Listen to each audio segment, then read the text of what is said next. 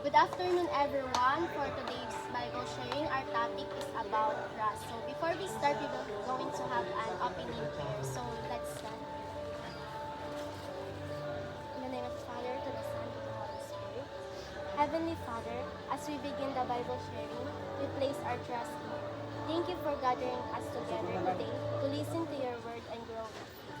We know that you are always with us, guiding us through every challenge and blessings in our lives. Lord, teach us to trust in your plans even when we do not fully understand them. Open our hearts and minds so we may receive your message with faith, wisdom, and humility. Help us to encourage one another and strengthen our confidence in your love and promises. May your Holy Spirit guide our sharing today and fill this gathering with peace, understanding, and joy. Amen.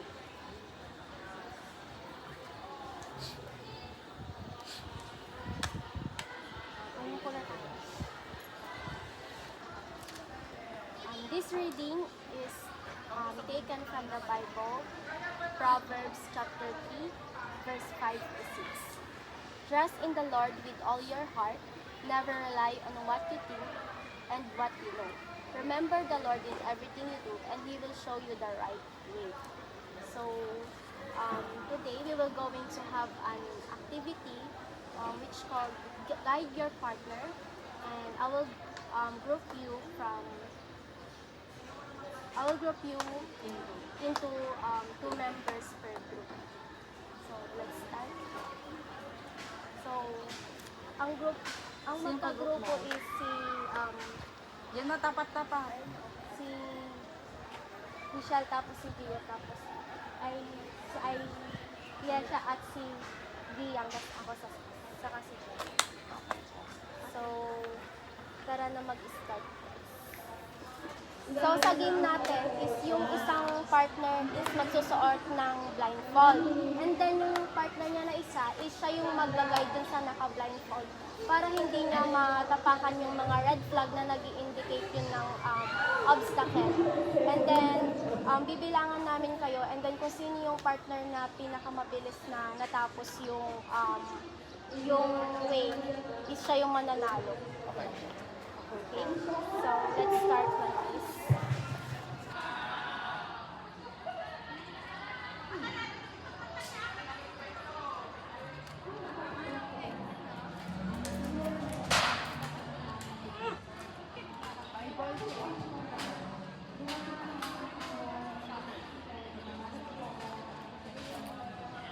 Over. Legit. Ang OA naman ng sikip niyan, be. Grabe ba? Eh di wala na sis, sa sobrang taba ko, wala na yan te, talaga. And ikaw na lang mag-guide. Okay.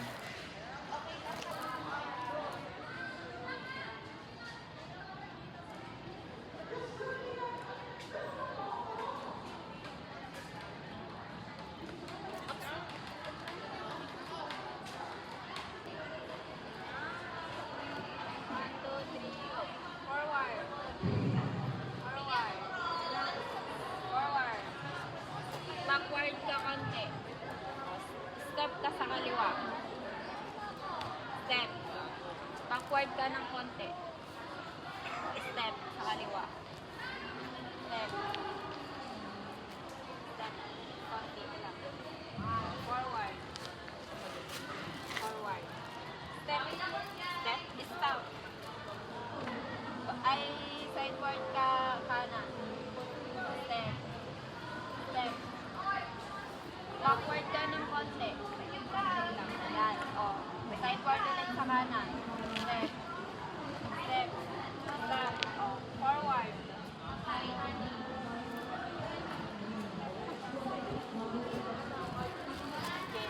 Step ka sa kanan. Kaliwa. Step ka sa kanan. Kanan. Oo, step ka. Konti lang. O, forward. Forward, konti. Step ka sa kaliwa. Step. Step pa. Backward ka ng backward ka. Sige pa. O, step ka sa kaliwa. Step.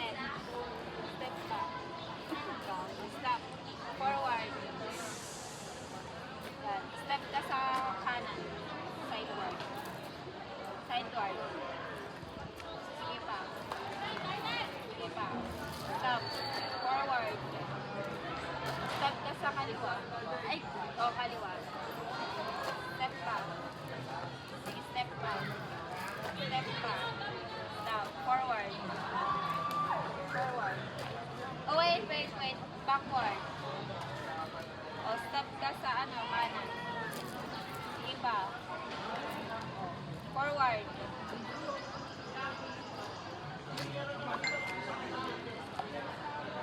Okay, done.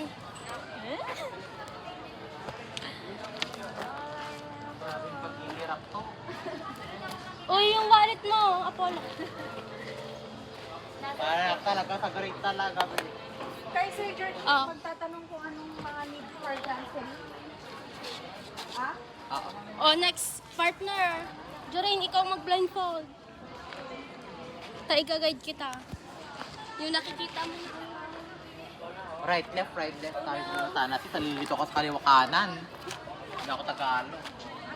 English ka, English. Sino ka nga? Sa tingin, tanawa. Ikit ng itong timer. Giyang, ikaw mag-timer? Ito. Ilang minutes? Kahit una, saka mo lang ipakita kapag nag-start natapos mo. Uy, sis, lasin ba kaninang tumitingin ako sa baba?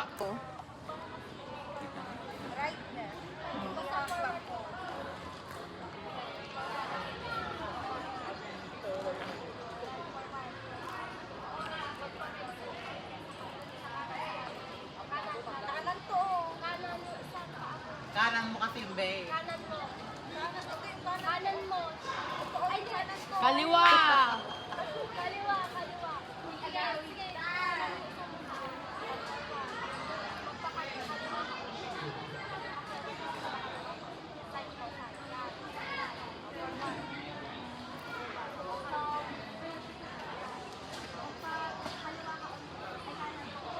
Kanan! Kanan ko nga to! Ala, kaliwa ka rin. Kaliwa.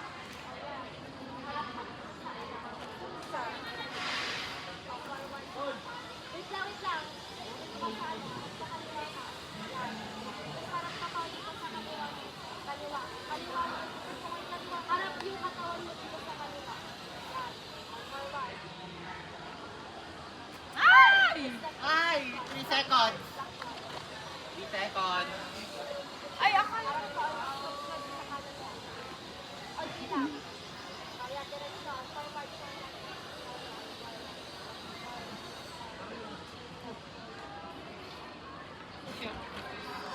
Harap ka dito.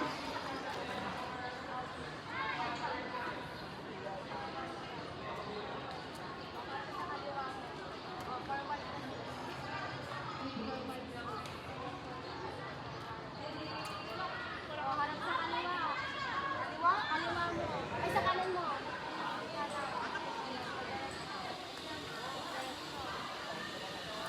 Papanamon, George. Diretso, tapos harap ka dito. Ay, kanan. Diretso. Kanan ka ulit. Yung katawan mo, kanan. Ulit lang. Ayan, diretso. Kanan ulit. Stop kasi. Ito na lang.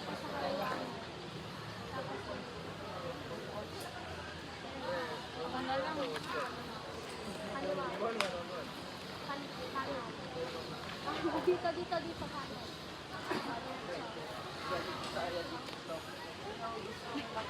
Pakita mo yung time. Na? Ha? Oo. Lugi!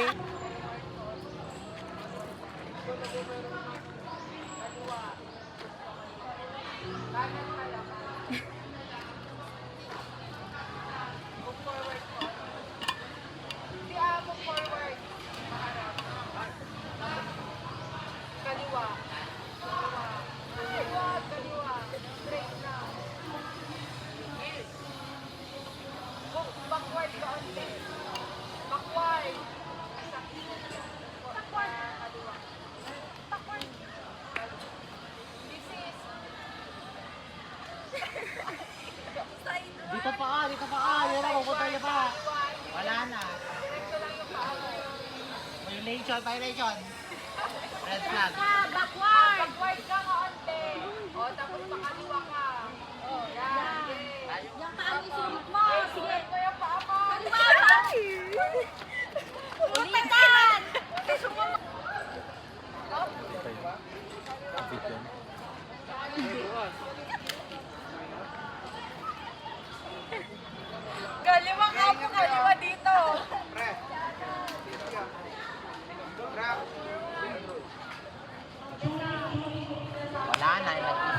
sila.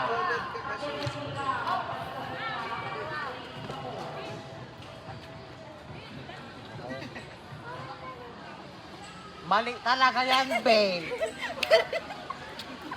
Ituro mo nga kasi.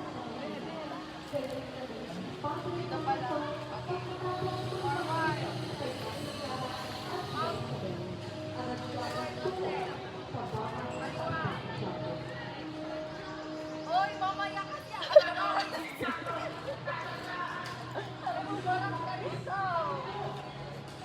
Kaliwa.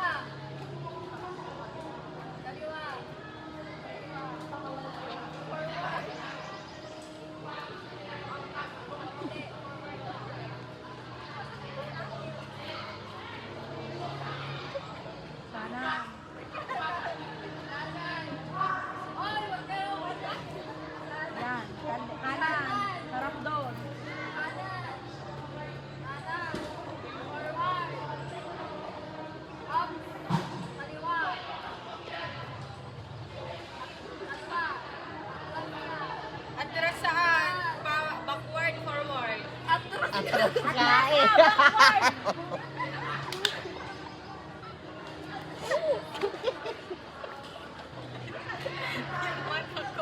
Go!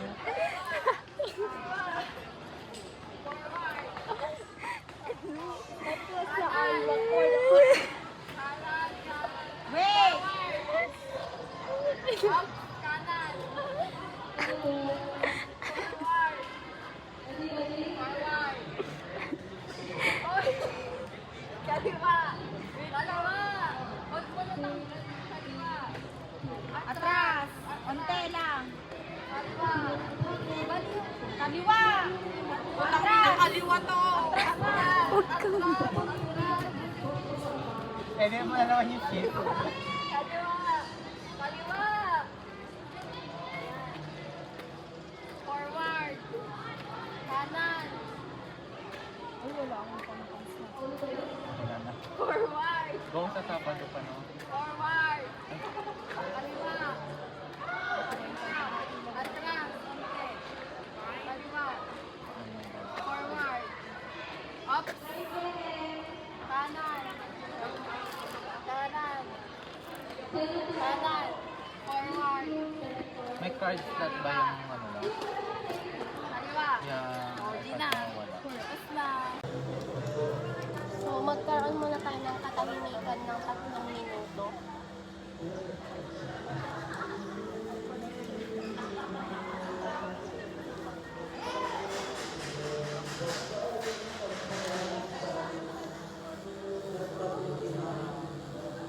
Itong mga questions na to is sasagutan natin mamaya after ng silence ng 3 minutes.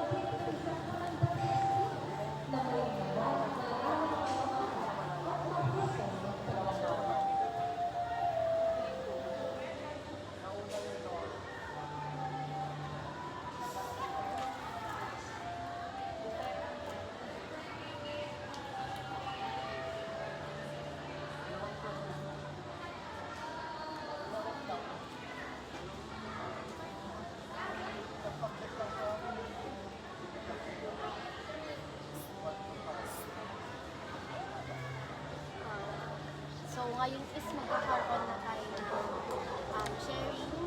Ito is about din sa trust. So, mauna na akong sasagot ng mga questions. So, ang questions number 1 dito is, how do you know if someone is trustworthy and what actions make you trust them more? So, dito muna tayo sa question na how do you know if someone is trustworthy? Ako kasi is, wala akong basihan na ganyan kung pagkakatiwalaan pa yung isang tao. Oversharing kasi ako, pero ganyan, siguro is kapag magaan yung loob ko na magaan talaga yung loob ko sa kanya and parang mutual yung feelings namin sa isa't isa is masasabi ko na trustworthy talaga siya. So ano naman yung action na ginagawa nila para pagkatiwalaan ko sila? Siguro yung pakikinig lang sa akin ng maayos kapag nagkukwento ako, and then nagbibigay sila ng parang meron silang expression na interested talaga sila sa mga sinasabi. And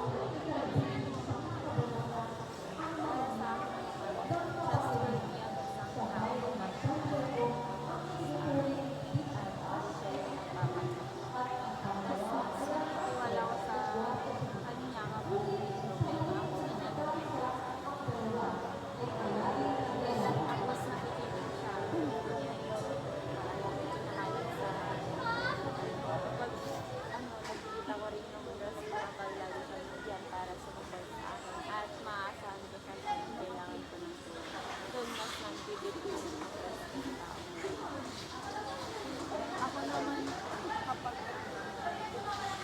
nararamdaman ko namang trust ng tao kapag sinasabihan ka ng mga personal problems ko, gano'n, tapos hindi nakakalimutan nila. Tapos yung mga tumutupad ng mga promises.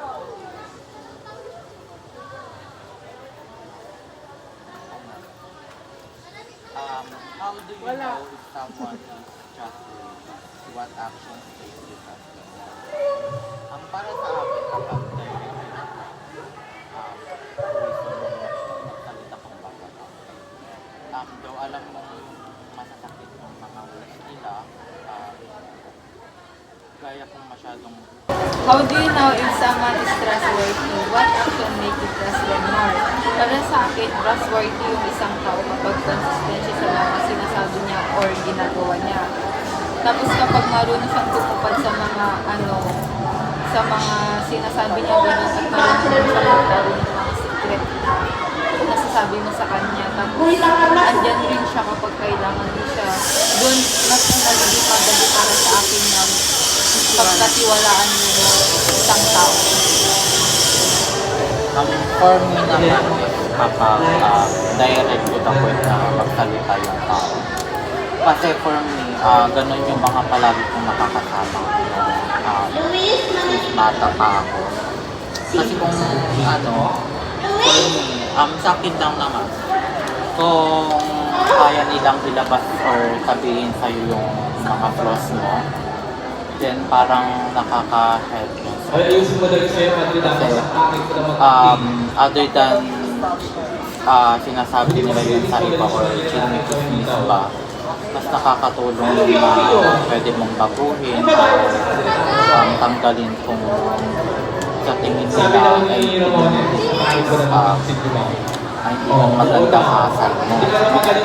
So, yung mga ganong bagay na or actions, Meaning to say, hindi ka magaling daw. ginagawa ko pang Yes. Improvement. Basta parang naiisip ko na mas trustworthy sila kaysa yung mga Chapter 30. dapat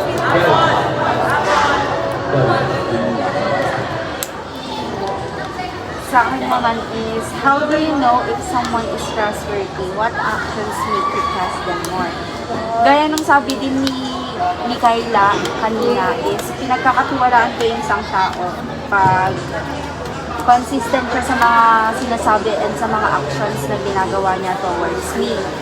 Also, tinutupad niya yung mga sinasabi niya, hindi lang basta siya salita and ginagawa niya ito in actions.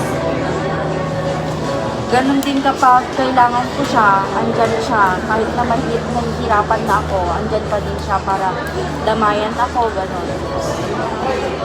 Then,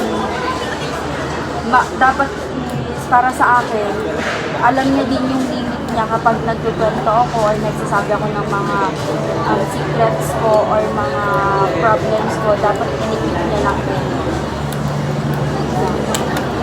Questions number 2. In your opinion, what activities or experience help strengthen trust between people? Siguro sa akin is yung open na communication lang talaga sa isa't isa. And then, syempre, dapat is totoo lahat yung sinasabi nyo. Kung may ayaw ka sa kanya, sabihin mo na ganyan. Kung may problema ka sa kanya, sabihin mo.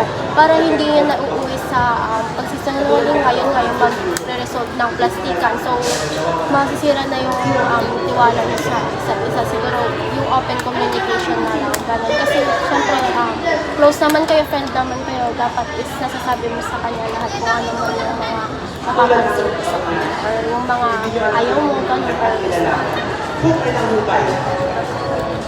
Sa akin naman, mas na-strengthen na-strengthen yung trust ko ng pag-asa. Kasi marami kami kayong magsasama. Tapos, yung nakikilala ko siya ay mag-alala nagsama kami.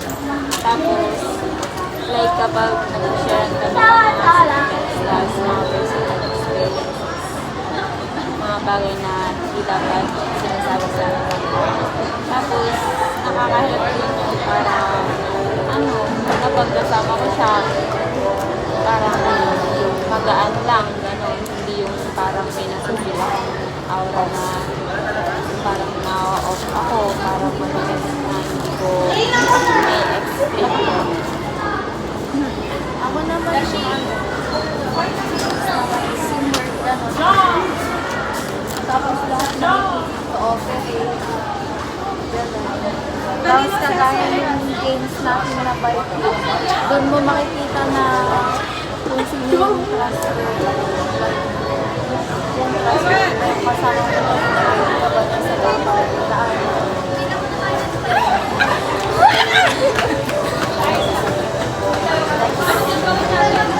In your opinion, Dami tao.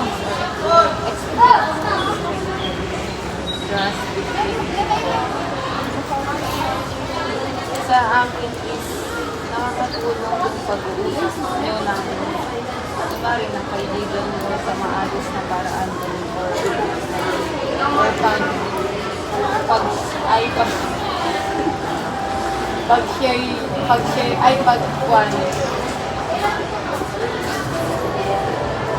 go lang.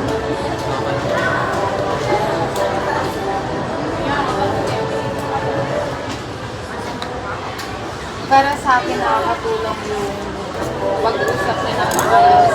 Kunwari kasama ng friend ko. Tapos kapag nag-spend kayo ng time together. Dito na lang ako. Kapag kunwari may teamwork kayo, activities, gano'n. Dito nyo pwedeng ma-share yung kanya-kanyang problema. Tapos sa simpleng pagsusupport nyo sa isa't isa during the may problem ka, mas sumalali mo sa isang tao dahil mas nakikilala niya yung isa't isa. So, for me din, parang kayo kasi pag-open up. Kasi alam naman natin na naiinap na do yung ibang tao hindi nila kayang magsalita ba. Hindi sila maboka. Kasi hindi naman natin alam kung ano yung mga nag-isip nila. And then, for me, time talaga yung makakapagsabi kung may trust ba talagang nabubuo sa isang relationship ng tao. So, minsan hindi kayang mag-open up na isang tao through words. I think pati actions naman or pagsasama sa kaibigan is that. akin din, ganun din sa sinabi ni Mika, tapos Gio, open communication. And nag-work din yung trust kapag meron kayong tiwala sa isa't isa ng friend mo or ng loved ones mo, family. Also, kapag dapat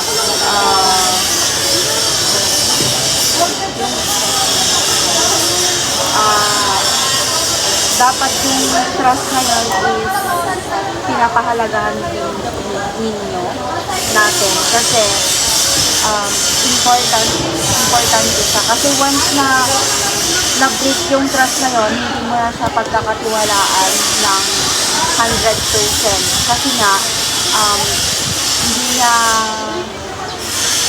niya, ang tawag dito, rinate niya yung trust na binigay mo sa kanya kasi sinabi mo yung mga secret or problems niya sa iba.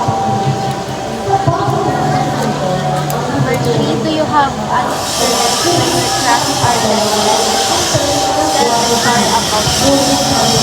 ako meron ako isang friend na sinasabihan ko ng mga secret ko sa kanya. Parang sa kanya ako nagrarant about sa isang bagay gano'n. And then, yung mga secret na ginagawa ko na hindi dapat gawin is sa kanya ko sinasabi. Parang mali lahat yung mga yun kasi sa kanya ko sinasabi na ganyan. And then, parang sa gawain na yun, kasama ko din sa parang ganyan. Basta about relationship sa boyfriend, gano'n. Dalawa kami na ganyan, may ginawang mali.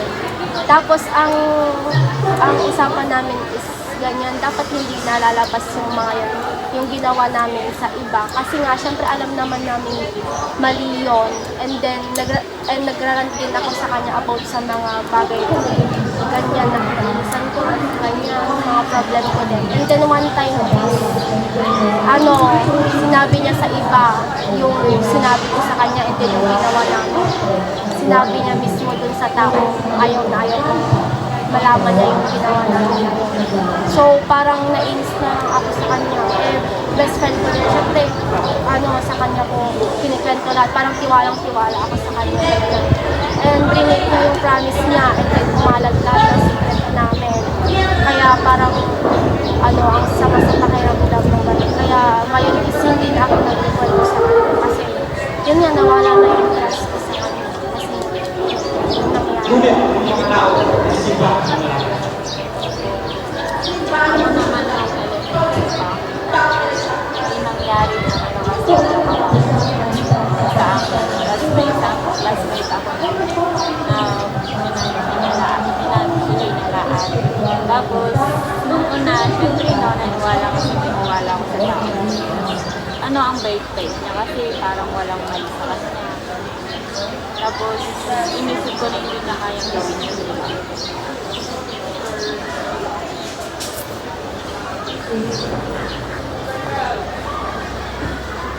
Kahit may nagsasabi na siya yung kumuha, hindi pa rin ako naniwala kasi pinili kong bigyan siya ng benefit of doubt.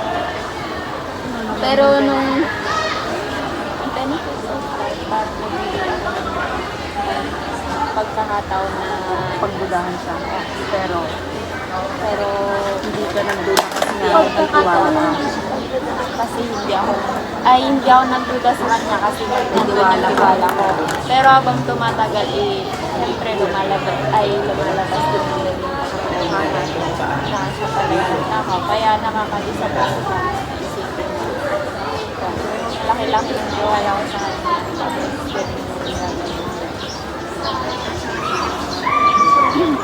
naman nag-share ako ng isang syempre kampante ako or may tiwala ko sa kanya. Tapos direct the day na inulit niya yung traumatic experience ko na nawala na ako. Hindi lang sasabihin ko kami yung basta Iyak. So, sa akin naman is, may time na may nagsabi ng mga ano sa akin, negative things tungkol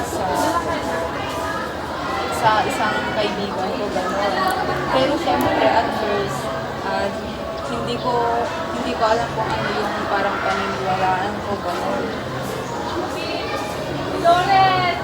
Pero ano, instead na husgahan agad siya, parang pinili kong i-base yung decision ko sa sarili ko, gano'n. Kung pinili kong i-base yung decision ko sa sarili kong experience kasama siya. So, parang doon ko na-realize na mahalaga palang kilalanin mo yung mga tao at huwag basta maniniwala sa mga narinig nila sa ibang tao na pinakilala. Yun lang. Okay. For me naman is yung maybe yung time na kasama ko yung kaibigan. Like yung full time na magkasama kami. I don't know kung masasabi kong kaibigan, pero kung kaya naman niyang mag-open up sa akin, yung palagi ko siyang nakakasama noon. This recent lang. Recent pa ba yun? Sa 1 year. Something like that. Yung point kasi doon is that nung ang dami kong narinig sa ibang tao. Some allegations or other things na like legit na sobrang na-exaggerate to the point na parang hindi siya totoo. Like, I know some na yung iba totoo, gano'n. Na may mga nagawa siya or something na pinagsisihan niya din naman siguro. Kaya, kasi nung nakakasama ko siya, sobrang layo ng mga chismis nila, ng mga sinasabi nilang ugali niya. Basta lang parang baka kilala niya din kasi so hindi ko nasasabihin. Uy, loko kayo, inabisto niya kaya. Basta, I don't know. Kasi sobrang exaggerate yung masyadong pag-chismis or pagpabad words about sa babae. Yung kilala mo siya. Basta, yung problema lang is yung time namin, very little time namin na magkasama. Kaya hindi ko talaga masasabing kung totoo ba yung mga allegations talaga nila or mali, or yung time na kasama ko siya is talagang illusion.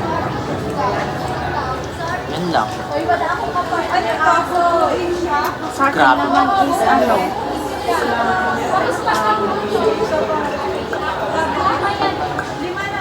sa akin naman is, do you have an experience when your trust or tested? Yes, nakaranas na din ako kasi one time, nagsabi ako ng secret sa friend ko. Then after a year, something like that, nagsabi siya sa iba, gano'n. Tapos, yun, kinonfront ko siya about it. Then, nagsabi siya sa akin, nag-sorry siya kasi nasabi niya daw yun, secret na yun. Na dapat hindi naman sinasabi sa iba kasi nga, pinagkatiwalaan ko siya doon. Kasi lahat yun ng secret niya, hindi naman lumalabas pag nagsasabi siya sa akin. Nagulat lang ako nung time na kumalat daw yung secret ko na yun sa ibang tao. Na dapat kami lang din ang nakakaalam. Yun, pero until now naman is friends pa din kami.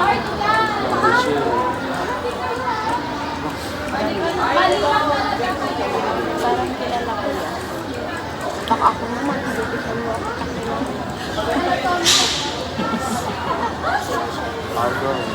Pero I know her somewhere na talaga. Okay? So, ngayon is gusto ko lang kayong pasalamatan dahil nakipag-participate kayo dito sa ating Bible sharing ngayong araw.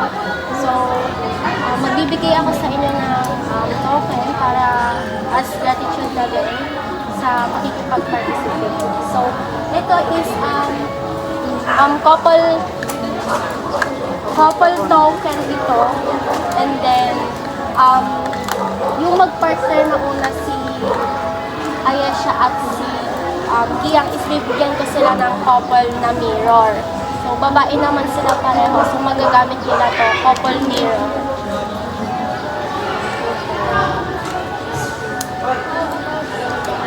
Tapos, sa dalawang babaeng mag-partner din naman, is bibigyan ko sila ng couple na lip balm.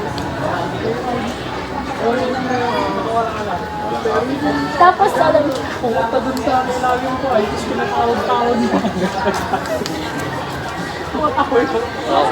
tapos sa nag-iisang, Grabe ba? Sa nag-iisang lalaki. sa nag-iisang lalaki, is bibigyan ko siya ng payo.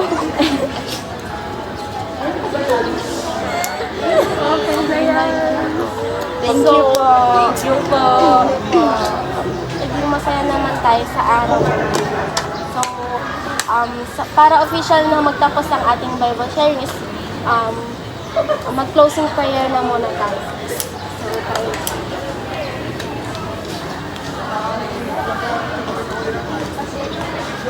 Heavenly Father, thank you for guiding us throughout this journey. Help us to build trust in one another and strengthen our faith. Teach us to be honest, kind, and dependable in all that we do. May our hearts remain united with love, understanding, and special trust. Guide us safely and bless us always. Thank you po. Thank you po. Thank you po.